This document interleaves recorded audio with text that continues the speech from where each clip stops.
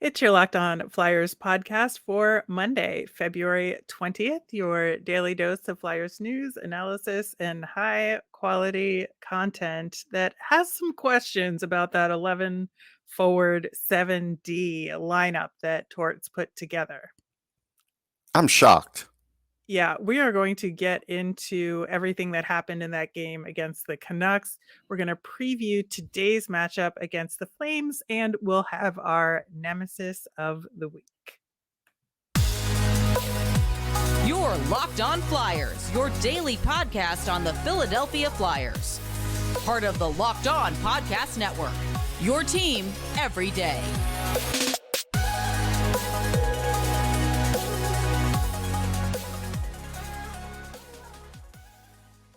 Hey there, I am Rachel Donner. You can find me on Twitter at rmiriam. I'm here as always with Russ Cohen, who is on Twitter at Sportsology. Thanks for making us your first listen every day. You can follow the show on Twitter and Instagram at Locked On Flyers. That is where you'll keep up to date on all of our episodes and Flyers news.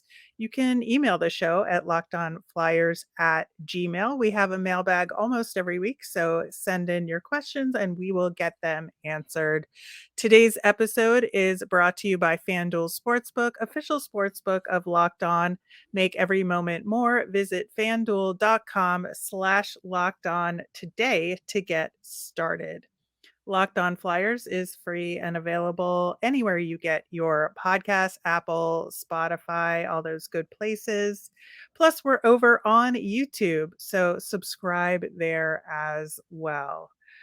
Russ, I want to dig in straight to that 11 forward 7D decision by Torts in that 6-2 loss against the Canucks. And I have some questions about what went into that. If that is purely a Tortorella decision because for some reason he doesn't like Olle Lycksell, despite the fact that Bellows and Lycksell were there and available, and he could have had a 12 forward 60 lineup, if it's just a player personnel thing with about who he clicks with and who he doesn't, or were they trying to have Sealer and Braun in the game at the same time for trade deadline purposes? I don't believe it was for trade deadline purposes. I believe it was done because they felt like, in a very archaic way, that having more D will make them better defensively against this team. But the problem is when it's slow D, it doesn't matter. So it just made the team slower. And so, yeah, they got a goal out of Justin Braun. So in Torts' mind, it's justified. But again, these other guys are Well, just it was an pawns. assist in the end. I think they Yeah, gave it a true. lot. And Yeah. But these other guys are just pawns. Like these are, they've tried Bellows out a fair amount. So Bellows did get his chance with Torts. Lycksell's just not going to get a chance. Like he's just, I don't think he doesn't like him. I just think he doesn't trust him, and he doesn't trust him, so he won't play him, and he can't like him if he doesn't play him. So, which, if that's the case, and the Phantoms had a 4-game week that was very critical to them, like, and he wasn't going to play Lycksell, like, why bring him up? Why not bring somebody else up that's going to sit on the bench or sit in the press box? he wants those guys there just in case, at his disposal, and I don't think he cares that much about the Phantoms. Yeah, I just think that is where Chuck Fletcher ostensibly needs to step in and say, if you're going to call this guy up, you have to play him because, he needs playing time. This is Yeah, critical for Chuck him. won't do that with Torts. He won't do it. Right, which is a problem, right? Oh, yeah, it's a big problem. So if you look at everything around this situation where it was a poor decision to ice the style of lineup that he did, it causes harm to a guy who is at a critical juncture in his player development. And it had the opposite effect of what it needed to for the outcome of the game. Like, that is a huge problem there. Yeah, to him, it's another loss. And if you try and talk to him about a post game, he'll just be like, we didn't have any offense. Or if it's a couple days ago, I don't want to talk about it. Don't bother asking me questions. Yeah. Like that's how he dances around that. And like even people on Twitter are like, "Do you go to post games?" And it's like, "Yeah, I go to almost every post game, but I'm not going to get into a verbal tete-a-tete with John Tortorella because he's been around too long, and he'll tell you what he feels like telling you. And if he doesn't feel like telling you anything, you're just hitting your head against the wall." Yeah, I think this game had a lot of that, right? Where you look at the end of the game, right, with the 6-on-4s that were absolutely brutal, Yeah. and they got two shorthanded goals against in those sequences, and I think that Torts pulled the goalie again because he was mad about the first time Oh, it no not doubt. working, and this was like, we're gonna run this again Yep. because that was not okay, and then they failed again. Yeah, it was easy. Like Pedersen was having a field day. Like it was just Oh fun for God. him. It was fun for him. And the problem with this is I get it. Like Torts thinks, well, if these guys do it and they get sick of it enough, they'll dig down deep and they'll figure it out. But if they're just not good enough, they're just not good enough. And now you're just sort of doing negative reinforcement, and I don't buy it. It didn't make sense. But Elias Pettersson is happy because he had a 5-point day. Yeah. Yeah. And I would say,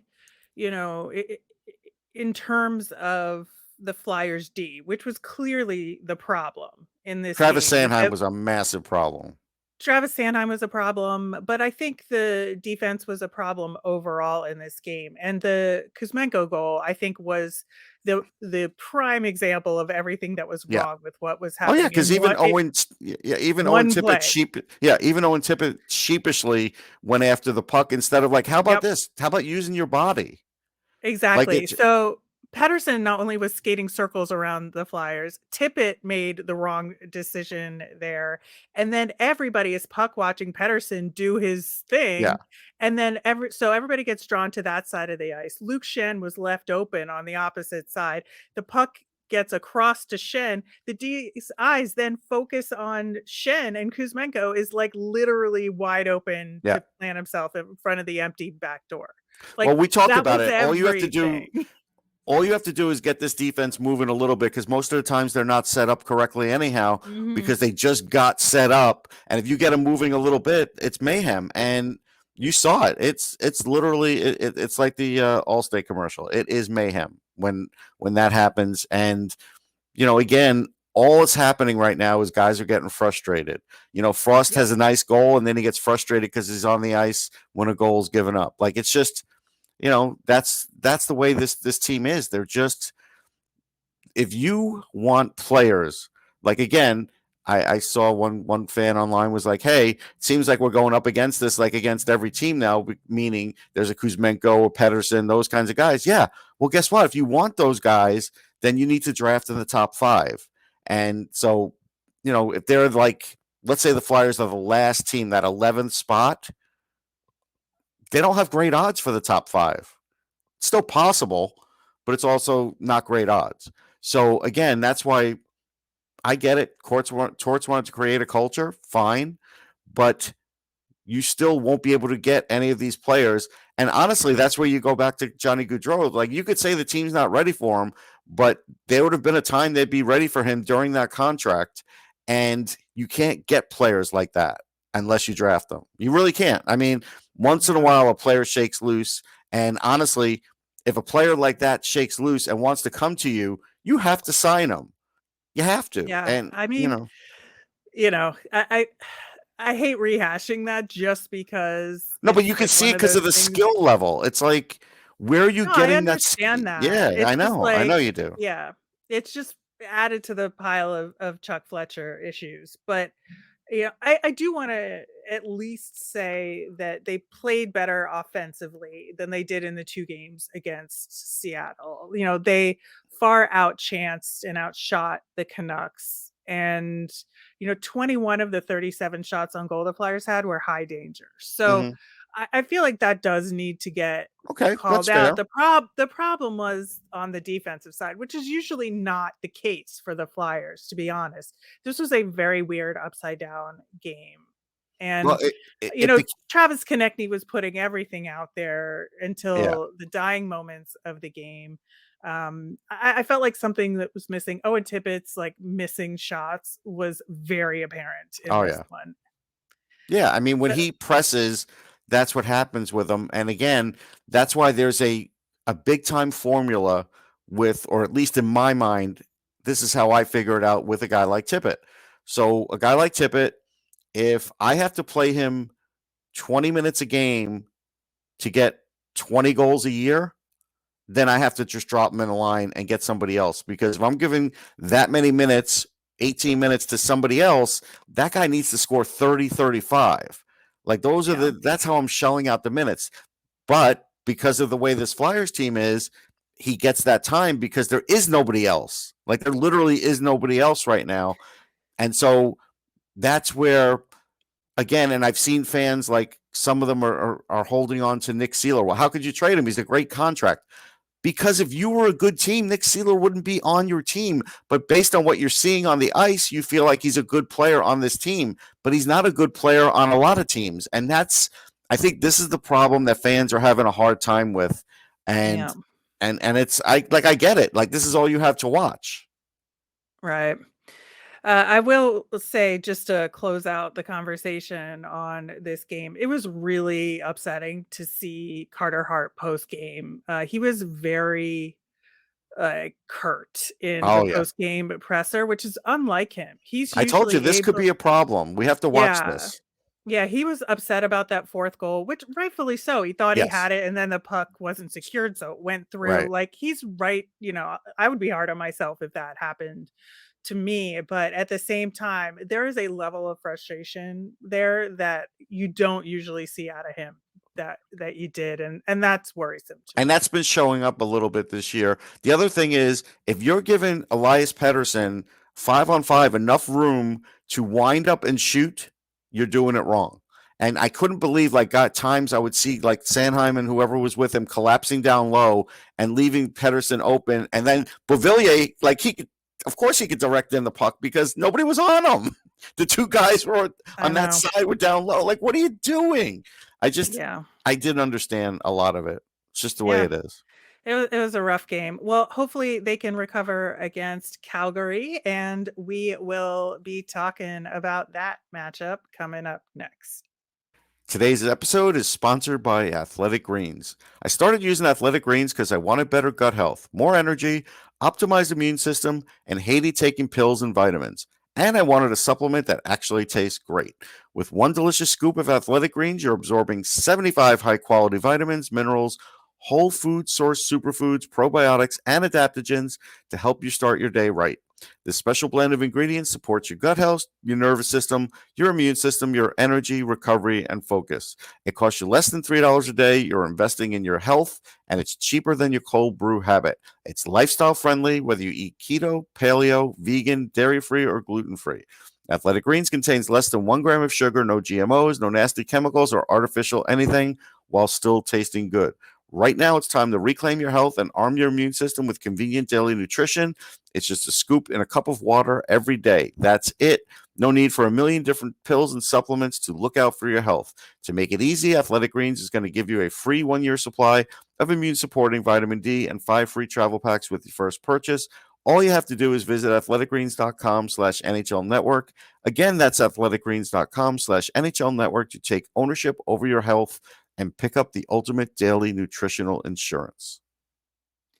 So, Russ, the Flyers have back to back against Calgary and Edmonton starting today. And Calgary has been quite the soap opera, one might say, this Yeah. season. There are some high expectations, especially after some of the off-season deals that they made, and it hasn't quite gone according to plan.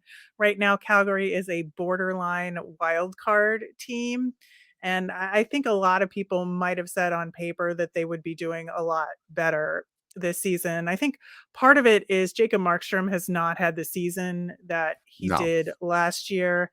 And we've had some controversy with them as of late where Jonathan Huberdeau's agent tweeted about essentially how like bummed out it was in the locker room and that was leading to some of the problems with the team. And of course, that's a conflict with the head coach Daryl Sutter, who has come under fire this season about making some really poor decisions Mhm, in games and not being able to adjust at all. And, there's been at least a considerable number of voices calling for him to be fired mhm. this season just because the Flames have been underperforming so much. Yeah, I don't think he's getting fired this season. So No. I think he's pretty safe as far as that goes. Now, uh, does he have archaic ways? Yeah. So this should be a good matchup because you have two coaches that, go with the old style hockey, and that's fine. That will actually give the Flyers a chance. I think we'll probably see Vladar, and the interesting thing about that is, while listening to some Calgary guys on Sirius, and I wish I could attribute them, I just don't remember who it was. Their thought was, and this is mine as well, uh, that I would start playing Vladar a little more because he's different than Yeah. Markstrom. He actually makes the save you're supposed to make, and he may not make the super stupendous one, but he can handle a lot of minutes. I liked him when he was in the Bruins system. I thought he was pretty good, and he's done pretty well for Calgary. So this isn't going to be a walk in the park if he's in there because he is still a good goalie. They got a lot of guys underperforming. Huberdeau being the top one, and that's why you got what you got out of the agent. But Mangiapane's starting to wake up. Like, this is still a Yep. dangerous team, and they're going to play the same way you do, except they have better players. So you have to really pick and choose your spots. Defense, they're not that much better than the Flyers. It's actually, No. their defense isn't great. So there's going to be chances. Yeah, and if you look at their most recent game against the Rangers, they won 3-2 in overtime. Calgary scored 2 goals in the opening minute of that game, and, they came from, Nazem Kadri and Mangiapane, both who are guys that are gonna have to be on the top of their game if if the Flames are gonna make the playoffs and going into it, and I think this game was a little bit of a reset, which was really interesting to me for them because Lindholm did not play in that game because, like, they just had a baby, and so Yeah. he was out of the lineup, and for them to have, like, a really good emotional comeback game where Huberdeau actually had a really good game, he set up that overtime winner, and people were saying it was his best game as a Calgary Flame to date this season. It's interesting timing to come up against the Flyers, right? Who are Yeah. in a bit of a dire situation, and the Flames are like, "We gotta get it together," and they actually have playoff hopes, like, alive. Right. And Oh, yeah. I They're going think to, it's gonna be rough, I yes. think. They're going to play like it's a playoff game. And the Rangers are a top five team in this league now. So that was a big Right. comeback for them. It was. And I don't think it's one of these where it's like an emotional spillover, like, oh, they're never going to be able to win the next game. No, I think this could be one, like you said, where they're trying to get back in line with what they really should be doing because they're a better team than their record says they are. So, and I don't think they're great. I don't think they're getting to the conference final, Right. but they're a good, hard, tough playoff team, and so the Flyers have to be ready for that. I saw too much just like lousy defensive play, and maybe some of that gets cleaned up, and maybe Lycksell gets in this one. Chances are, though, he'll probably put in Bellows because he wants that size because Calgary is going to play tough, and Right. and that's I could see that happening. But in the end, uh, keep the offense going because, like you said, they're getting chances. Yep. But on defense, do not let these guys live in the crease. Like, don't let them get around you. And again, and look, I can't beat a dead horse on a lot of this. I told you when Torts was saying that guys would be in better shape by the way he was going to do things in camp that it doesn't show results in season. It just doesn't. Guys need to do all of that before they get there, and everybody needs to work on their skating. And I mean everybody before next season. They all need to go through big time skating drills because their edge work and otherwise is just getting destroyed by some of these other teams, especially out west because out west they do play a more wide open style than in the East, and it Yeah. really shows.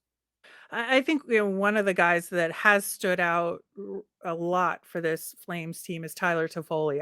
I think that pickup last season was so smart for Calgary. He has just contributed so much to that team. Right now, he's second on the Flames in points. He's got 22 goals, 26 assists, and he's just one of those guys that I think is going to be a huge factor for the Flames toward the end of the season. Yeah, he's a really good player. Obviously, he's a guy that isn't the fastest, but he knows where to go. He's got a hard shot, Mm-hmm. and he's smart. But I didn't love the Toffoli pickup for the playoffs. Like, he's not been a terrific playoff performer. And last year he had 5 points in 12 games. Like, that's okay.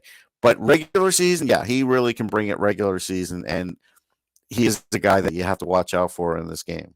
Yeah, I think so. And the other thing about the Flames is that they get a lot of shots on net. And so the Flyers are going to have to be a lot more disciplined defensively than they were against Vancouver. And I don't know what Torts is thinking in terms of the defensive pairings and if he winds up doing the 7D thing again. But when you have Provy and Sanheim together, which we know does not work.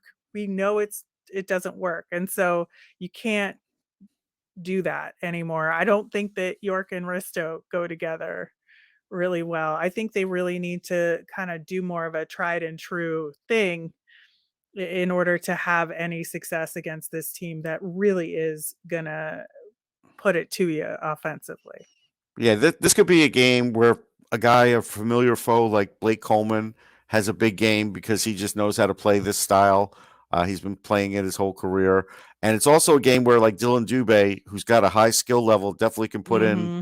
a goal. So you have to really watch out for him. And also, like, so what's going to happen? Like, is Kadri going to get hit on by players early on, chipped on, and all that until he actually drops the gloves? Like, a guy like Lawton better be careful this game, because Lawton sometimes plays on the edge, and he's been getting creamed lately. And Kadri would not hold back. He doesn't care if Delorier gets involved. He doesn't care about anything, but he will put on that bad/dirty hit. And a guy like Lawton has to really watch out for that. And so that I would look for that too.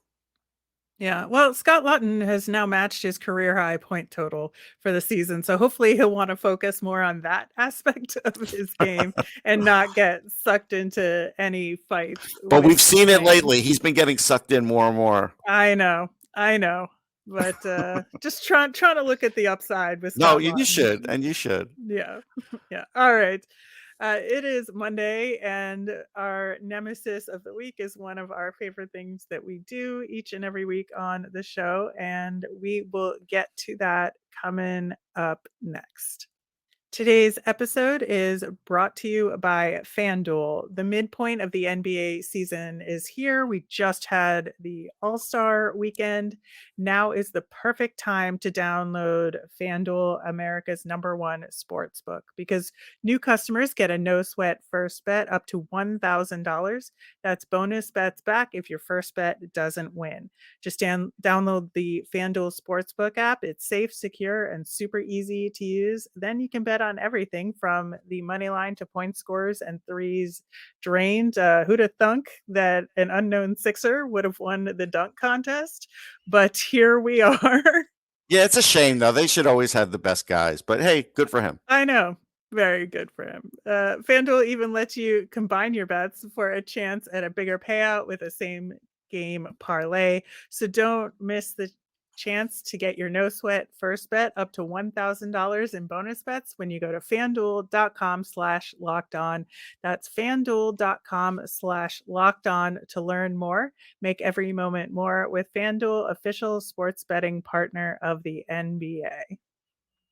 Russ, we were talking last week for our nemesis of the week, where we find something out there in the world of hockey or in Flyers land that's upsetting us, or is the biggest challenge or roadblock heading into this upcoming week. We talked last week about the Western road trip that we are currently in the middle of and how challenging it was going to be, and that there was a lot of things that had to get accomplished. We did a whole to-do list for it on last week's shows, and so far not so good. It ain't getting done. No, it is not. And so we have this road trip continuing with 2 more games. We have that back to back with the Flames and Oilers. And then we get back home for a game against the Habs. And then the very next day, have to play at New Jersey, which is going to be really tough. Tough one. So having 2 back to backs in 1 week with very different challenges, it is a huge nemesis, I think, for the Flyers this week, just because the Flames and Oilers have a very different style of play than the Habs, who are in, mid rebuild mode themselves, but have some, a few good players here and there that you have to be careful about. And then running into, a real roadblock this season with the Devils, I think the Flyers are going to have to be really smart this week and really adjust. And that's just something that they've struggled with a lot this season. But at the same time, working toward that trade deadline and thinking about the draft lottery, like, this is a very crucial week, I think, in the season. It's important. My nemesis is really just when they're drafting, and drafting's tougher because it's more long range, when they're signing, when they're working with their own players, they need to be faster, more skilled rather than tougher. Now, if you could get a faster, skilled, tough guy, great, get him. But, they haven't done that. Delorier is not that guy. For whatever reason, they thought he might be. He's not. He's just super slow. He's a good penalty killer, occasionally get his goal, but you need to get other guys that can legitimately push the other defense back. And if you can't do it with these guys as far as getting them to the level of doing it, then that has to be your focus, because you're not going to get better in this league until you do. You might you might push your way up in the mushy middle, but you're not going to really win anything. And that's the challenge, I think, now that the Flyers will be under for the next few years. Yeah, and that's like everything about this week of games in a nutshell, Yeah, right? it's showing it all. It's setting themselves up for the future. It's figuring out what they need to do at trade deadline to perhaps get a prospect back in a deal that could fill some of those gaps that the Flyers have. And So not just one or two, like Tippett fills yeah, 2, but not 3. Like you gotta yeah, get gotta get guys. some variety, You right? do. You have to get guys that can really do that. Again, it's going to require the coach changing his mindset a little too, by the way. Yeah, I think so too. It's going to be an interesting one leading up to March 3rd, and we'll have a lot to talk about with that, as well as tomorrow, where we will recap this game against the Flames. We're going to talk about the Oilers a little bit, and then have our weekly Phantoms check in with their 4-game week. We'll see what happened there. As a reminder, we always want to hear from you, so send us in your questions. You can tweet us at Locked On Flyers, email us at lockedonflyers@gmail, or comment over on YouTube. I'm Rachel. I'm on Twitter at rmiriam. That's RMIRIAM. I'm Russ. I'm at Sportsology, SPORTSOLOGY. Have a great day, everyone.